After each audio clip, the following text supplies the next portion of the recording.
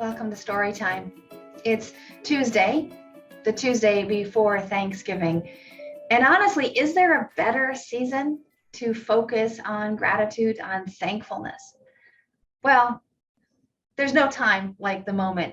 So even if you don't celebrate Thanksgiving, or if perhaps your life is not feeling all that abundant these days, I want to challenge you. I want to invite you to begin a practice of gratitude, a practice of choosing to be mindfully thankful, not waiting for the feelings of thankfulness to arrive, because as we know, those too shall pass. So today's story is actually a bit of a beginning for me. It's traveling back to when I began a daily practice of gratitude journaling. Now, it's not that I didn't celebrate or I didn't practice gratitude prior to that, but I made it an intentional practice, specifically in a time when life seemed to be falling apart. Literally, I had divorced my business partner and moved out overnight in terms of my work in this world. Life's Work Yoga became homeless in the late summer of 2018. Whew. And it was at that time that my income was beyond questionable. It had completely dissolved, so much so that I had even gone to the lengths of refunding prepaid packages, prepaid investment in the studio and in me, because I didn't know how I could honor those intentions. My intention was still to be in practice, to be in service, but I didn't have a path forward. And so I did everything within my power to resolve any pending obligation so that I could be free to explore the possibilities and the options. Now, in that state of trauma, of woundedness, of sadness, my coach invited me to begin gratitude. And deep within me, the first response is, fuck no. That's the stupidest thing I've ever heard of. Why would I be grateful for this catastrophe? But keep in mind, those of you who have heard the story, I had already reached a point of gratitude for what was honestly a harder transition, which was my own accident, my own injury and recovery from brain injury and from the bicycle accident in 2008. So here we are 10 years later. Things happened for me in this kind of 10-year increment. So I had cultivated a lot of self-discipline to be compassionate with my physical body. And I'd even started to embrace compassion for my emotional roller coaster. But I didn't quite have this distinction of how to process my anger and yet move into gratitude. So I accepted the opportunity, accepted the invitation presented by my coach, and I began a new journal, which is always an exciting thing for me. However, the truth is I very rarely finish the last pages of my journal unless they're a study journal. If they're a study journal, I'm going to get it done. But if it's a reflective, if it's a sharing of my own soul journey, I tend to move on when things turn up, when things get better. In other words, I wasn't unfamiliar with journaling during times of struggle and strife. But my journaling during times of struggle and strife were often kind of the woe is me, the processing of that story so that I could move from the victim, from the woundedness into the observer. Now I call that the state of the witness.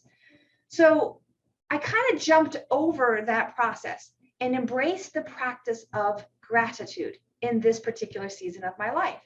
Why? Because there really wasn't anything to sort out in terms of why it happened or what happened. It was about what's next. And this is where inspired living, this is where the practice of integrating yoga in daily choices becomes super, super powerful and important. So I embraced the practice of doing something that I didn't emotionally want to do. I wanted to be cuddled. I wanted to be soothed. I wanted to be told, it's okay, it's not your fault, things are going to get better. But I didn't honestly know the way out.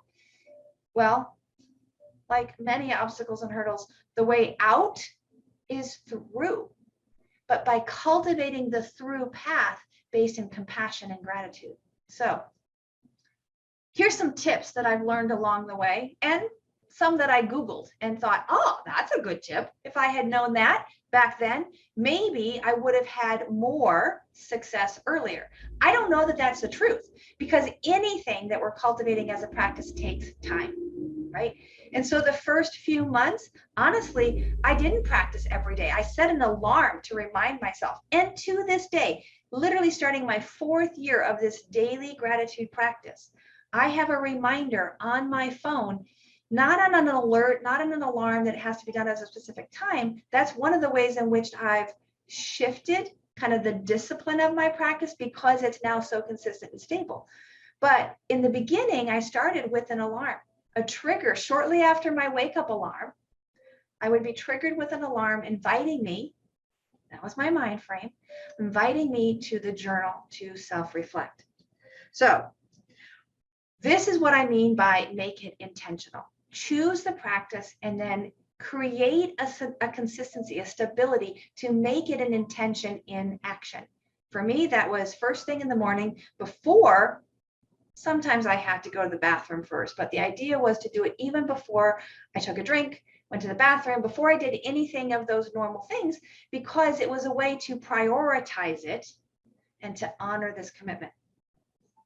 Secondly, I learned that to go for depth over breadth. And the reason that that was so important was not so much in the moment as it was later. See, I have taken to now reflect and peruse this journal, particularly on those days when I feel yucky, when I don't feel thankful, when I can't tap into gratitude, and I revisit some of those earlier days. And if those earlier gratitude points are vague, they don't stimulate the same sensations and emotions and feelings of thankfulness that they do when I get really specific. Like I am specifically identifying a time, a space, a location, a person. So deeper into that gratitude practice, rather than saying, I'm grateful that the sun got up this morning. Yeah, I am grateful that the sun rose this morning, and I got to see the sun this morning, and I got to experience its warmth and its heat. But you see how even in that, all of the layers, what was it about the sun that you particularly appreciated? What was it about the moment when you noticed it? This is where we can observe and comment. And the more specific we can be, the more palpable our experience. In the moment, yes, but also the more reminiscent it will be, the more powerful it be when we use it for a later return. Tip number 3, get personal. Name the people who matter to you. Name what they've done. Name what it is that you feel in terms of why you're cultivating this thankfulness and gratitude, even if it is still a mind game. I want to. Another kind of hijacking trick, and this is really emanating from this practice I call reframing from love. When I can't find something that I'm grateful for in its presence, meaning what I have, it's helpful for me to consider gratitude for what I don't have. I no longer have post-concussion syndrome. That is a huge gratitude. Now, that doesn't mean that I won't have another concussion, or I won't have a rebound or a flashback of the trauma in my life. But in this moment, I am grateful that I don't have those consequences, those symptoms. And that is kind of the baby step, the middle of the middle between feeling shit, feeling woe is me, feeling pitiful, and feeling abundantly thankful and grateful. It's kind of like recognizing that I can't go all the way there today. I can't do a full split today, so I'm going to work with a half Hanuman, right? Number 5, savor surprises. Now, I'm actually not a big fan of surprises in terms of surprise party, but in terms of things that come unexpectedly, this is where observe and comment becomes such an important practice, is that I was delighted when I saw a student's name on last night's class roster whom I didn't expect to be there, right? So in that recognition, in looking at that roster, I didn't even teach the class. It was one of my staff who taught the class, but in review of the day, I found a moment that was pleasurably unexpected, and that was seeing someone I didn't expect to be in the practice attending the practice. Not only did I feel grateful for their attendance, but I was proud of them. So I felt grateful for being able to witness them in their commitment to attend, to practice. And lastly, now this one I've got a bit of a conundrum, because if you are just beginning your gratitude practice, hold off on this one, because it's too easy to create the not practice while you're still developing the practice. And what does that mean? It means don't overdo it. So the research shows that the most powerful gratitude practice is actually one that is inconsistent. Wait a minute. How could that be? If I'm going to cultivate gratitude, isn't more always better? Well, as we know in everything else, more is not always better.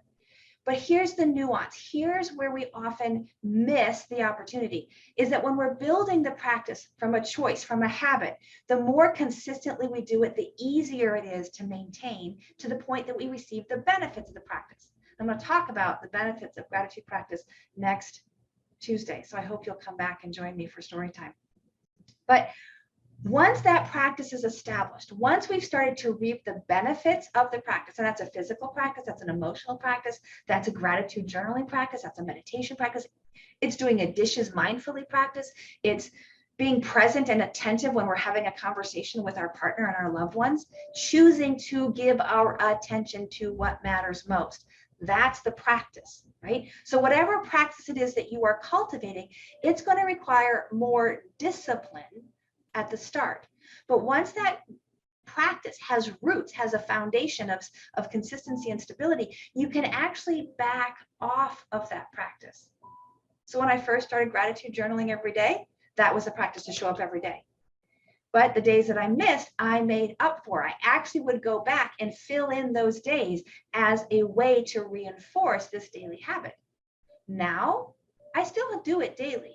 But if I miss a day, or if I do that day's practice not in writing, but in meditation or in conversation, meaning I share with a loved one what I'm grateful for, that to me is a broadening of the practice, still holding the intention, but loosening some of the formality, some of the logistics of a linear thinking mind. Why? Because I can. Because I'm no longer at risk of releasing the practice to the bliss or to the abyss. That's the word I was looking for, in the sense that it is so ingrained in part of what I do that I'm not afraid of losing it. Consider that for yourself, in the sense that what is it that you consistently, regularly, powerfully do? And is it time to perhaps soften some of the structure around that? For me, it often shows up in giving permission to do my daily practice, meaning show up and take 10 breaths, move the 10 joints, and then based on what I find, is there energy to dive deeper into an asana practice? Or maybe there's this calm abiding to dive deeper into a meditation practice. And this is tapas. This is the wise application, shifting what we've created the time for so that our practice reflects what we need today. But in order to get to that point of supple wisdom, we have to do the nitty gritty. We have to do the grind of the daily practice first. And then the benefits bloom beyond our expectations in terms of not having to have quite so much control and structure, and still have all of the deepening, ripening fruit of our labors.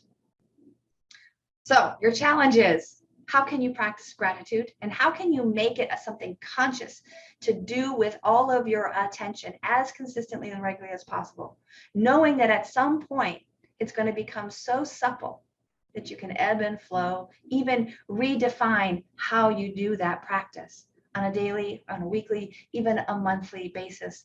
However it is that it keeps you connected to not only the feeling of thankfulness, but the choice of cultivating gratitude for what is and for what isn't, the opportunity to grow, to bloom, to become our best selves.